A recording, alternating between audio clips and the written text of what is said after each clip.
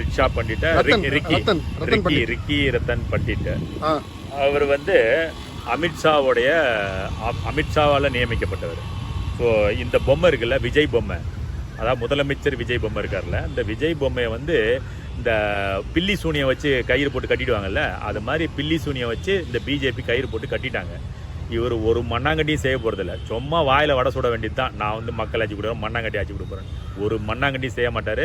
இன்றைக்கி பிஜேபியோட ஒவ்வொரு அவங்க என்னென்ன நினச்சாங்களோ அது மொத்தத்தையும் இன்றைக்கி தமிழ்நாட்டில் நிறைவேற்றுவாங்க.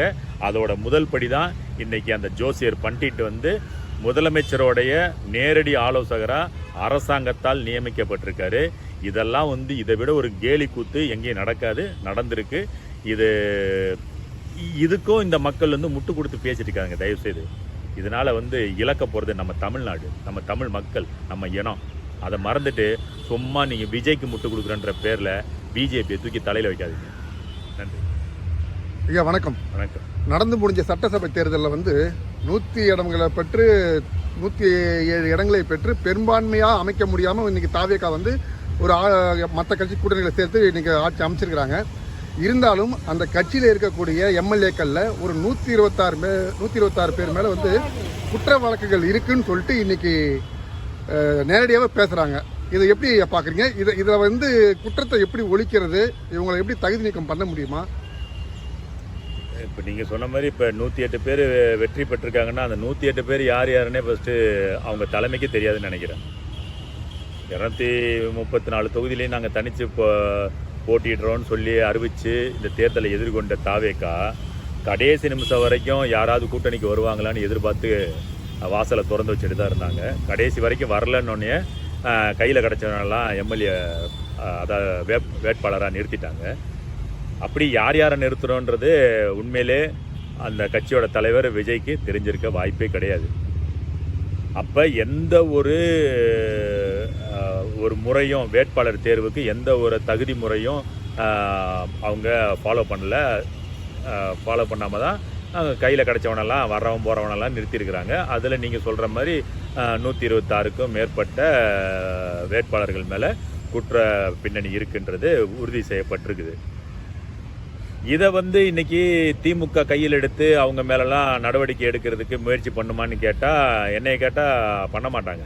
திமுகவோ அதிமுகவோ பண்ணுறதுக்கு வேலையே கிடையாது. ஏன்னா இந்த 3 கட்சிகளுமே குற்ற பின்னணிகளோடு உள்ளவங்க தான். காலங்காலமாக இந்த குற்ற பின்னணியோட தான் ஒவ்வொரு தேர்தலையும் எதிர்நோக்கி நிற்கிறாங்க. அதுக்கு தான் இந்த மக்களும் வாக்கு செலுத்திக்கிட்டு இருக்கிறாங்க.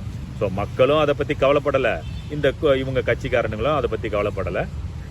இதில் ஒரே ஒரு மாற்றாக இருந்த ஒரே கட்சி நாம் தமிழர் கட்சி. எந்த ஒரு குற்ற பின்னணி இல்லாத எல்லா வகையிலையும் தகுதி வாய்ந்த வேட்பாளர்கள் 234 வேட்பாளர்களையும் ஒவ்வொரு தேர்தலையும் நிறுத்துவதும் நாம் தமிழர் மட்டும்தான். ஆனால் அதுக்கு இந்த மக்கள் கொஞ்சம் கூட செவியும் சாய்க்கலை, கண்ணையும் பார்க்கலை. அதோட விளைவு தான் இன்றைக்கி நடக்கிற இந்த கோமாளித்தன ஆட்சி. இப்போ பார்த்தீங்கன்னா தாவேகால இந்த குற்றப்பிணியோடு இருக்கிறவங்க இப்போ இந்த பதவி ஏற்றிருக்கிற எம்எல்ஏவுக்கே வந்து அவரை தகுதி நீக்கம் பண்ணணும்னு சொல்லி கோர்ட்டில் கேஸ் போட்டிருக்காங்க. ஏன்னா அவர் மேலே ஒரு 50 லட்ச ரூபா லஞ்சம் வாங்கி அது மூலமாக அவர் பிடிபட்டு அது கோர்ட்டில் கேஸ் ஆகி அதுக்கு தீர்ப்பும் வந்திருக்குது. அதை மறைச்சிட்டு, வேட்புமனுவில் மறைச்சிட்டு இவர் எம்எல்ஏ ஆகியிருக்காரு. இப்போ இதை வந்து உடனடியாக தகுதி நீக்கம் பண்ணலாம். ஏன்னா இது வந்து தீர்ப்பு, எல்லாமே ஃபைல்டு. இதை போய் என்கொயரிலாம் பண்ண வேண்டிய வேலையே கிடையாது. கோர்ட்டில் கேட்டால் அதோட கேஸ் இது கிடைக்கும் போது எடுத்து பார்த்துட்டு உடனே அவரை தகுதி நீக்கம் பண்ணணும். இது சட்டமும் சரி கிடையாது. ஒரு குப்பையை இந்த ஒரு ஓட்டில் வின் பண்ணன்னு சொல்லி ஒருத்தருக்கு இது பண்ணியிருக்காரு. அப்போ அது தடை பண்ணு. ஏன்னா அவர் ப்ரூஃப் கொடுக்குறாரு, எந்தெந்த ஊர்லேருந்து தபால் ஓட்டு வந்துச்சு, எத்தனை ஓட்டு மொத்தம் வந்துச்சு, அதில் எத்தனை ஓட்டு இங்கே கவுண்ட் பண்ணியிருக்கு, ஒரு ஓட்டு மிஸ் ஆகுது, அந்த ஓட்டு அங்கே இருக்குது போயிருக்குன்னு சொல்லி எல்லாத்தையும் எடுத்தாந்து ப்ரூவ் பண்ணுறாரு. ஆனால் அவருக்கு இப்போ வரைக்கும் தீர்ப்பு வரல. அது வந்து இப்போ இந்த சுப்ரீம் கோர்ட்லாம் போயின்னு கடைசியில் 5 வருஷம் கழிச்சு தான் அது தீர்ப்பு வரும். அந்த ஒரு ஓட்டுக்காக 5 வருஷம் கழிச்சு அவர் சொன்னது தான் உண்மைன்னு சொன்னாங்களா? யாருக்கு பிரயோஜனம்? இல்லை, தேர்தல் ஆணையமே மதிக்க மாட்டேது நீதிமன்றத்தை. தேர்தல் ஆணையமே ஒரு கோமாளி கூடங்க. அது வந்து மத்தியில் எவன் ஆட்சி செய்கிறானா அவனுக்கு அடிவரடி வேலை செய்கிறது தான் தேர்தல் ஆணையத்தோட வேலையே. அவங்க என்ன சொல்கிறாங்களோ அந்த வேலையை செஞ்சுட்டு அதுக்கு உண்டான வெகுமானத்தை பதவியாகவோ பணமாகவோ வாங்கிக்கிட்டு போயிட்டே இருப்பான். இதில் நம்ம தான் குடியுரிமை, மக்களாட்சி, மண்ணாங்கட்டி ஆட்சின்னு சொல்லி நம்ம தான் பின்னாடி போயிட்டு தேசிய கீதம் பாடிட்டு உட்காந்துருக்கணும். இவனுங்க எல்லாம் அவனுக்கு தேவையான கீதத்தை பாடுவானுங்க, நம்ம மட்டும் பாரத மாதா கே ஜெயன்னு சொல்லணும். இல்லை, இப்போ தேசிய கீதம் சொன்னோன்னு ஒரு ஞாபகம் வருது. இப்போ அவர் வந்து முதலமைச்சராக பதவி ஏற்கும் போது தமிழையே 3வது இடத்துக்கு தள்ளப்பட்டிருக்கு. இதை நீங்கள் எப்படி பார்க்குறீங்க? இது தவறு இல்லையா?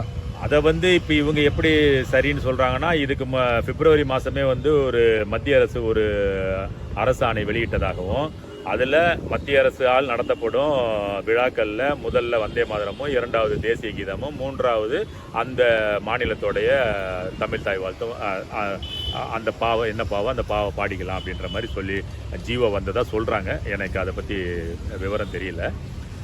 ஆனால் நீ என்ன பாட்டு வேணாலும் பாடிக்கோ, ஆனால் ஒரு மாநிலத்தோடைய தலைமை எதுவோ அதைத்தான் நீ. இப்போ எங்கள் தமிழ்நாடுனா தமிழ் தாய் வாழ்த்து தான் எனக்கு முதல்ல, மற்றதெல்லாம் அப்புறம். எனக்கு பெத்தவன் தான் ஃபஸ்ட்டு, மற்றவன்லாம் அப்புறம் தான்.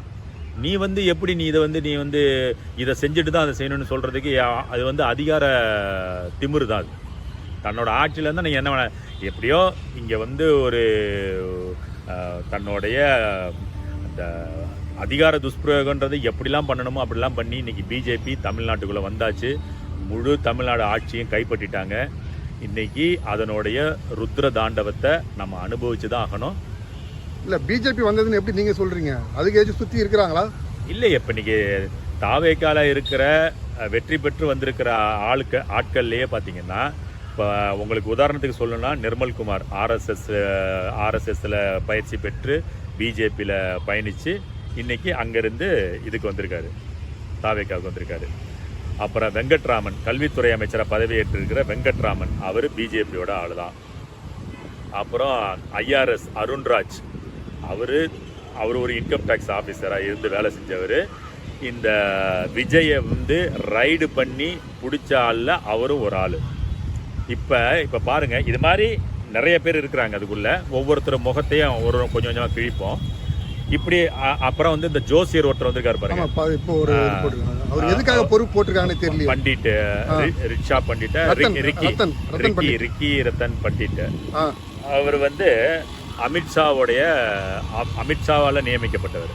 ஸோ இந்த பொம்மை இருக்குல்ல, விஜய் பொம்மை, அதாவது முதலமைச்சர் விஜய் பொம்மை இருக்கார்ல, இந்த விஜய் பொம்மையை வந்து இந்த பில்லி சூனியை வச்சு கயிறு போட்டு கட்டிடுவாங்கல்ல, அது மாதிரி பில்லி சூனியை வச்சு இந்த பிஜேபி கயிறு போட்டு கட்டிட்டாங்க. இவர் ஒரு மண்ணாங்கட்டியும் செய்ய போகிறதில்ல, சும்மா வாயில் வடை சுட வேண்டியது தான். நான் வந்து மக்கள் ஆட்சி கொடுக்குறேன், மண்ணாங்கட்டி ஆட்சி கொடுக்க போகிறேன், ஒரு மண்ணாங்கட்டியும் செய்ய மாட்டார். இன்றைக்கி பிஜேபியோட ஒவ்வொரு அவங்க என்னென்ன நினச்சாங்களோ அது மொத்தத்தையும் இன்றைக்கி தமிழ்நாட்டில் நிறைவேற்றுவாங்க. அதோட முதல் படி தான் இன்றைக்கி அந்த ஜோசியர் பண்டிட் வந்து முதலமைச்சரோடைய நேரடி ஆலோசகராக அரசாங்கத்தால் நியமிக்கப்பட்டிருக்காரு. இதெல்லாம் வந்து இதை விட ஒரு கேலி கூத்து எங்கேயும் நடந்திருக்கு. இதுக்கும் இந்த மக்கள் வந்து முட்டு கொடுத்து பேசிட்டு இருக்காங்க. தயவுசெய்து இதனால் வந்து இழக்க போகிறது நம்ம தமிழ்நாடு, நம்ம தமிழ் மக்கள், நம்ம இனம். அதை மறந்துட்டு சும்மா நீங்கள் விஜய்க்கு முட்டு கொடுக்குறன்ற பேரில் பிஜேபியை தூக்கி தலையில் வைக்காதீங்க. நன்றி.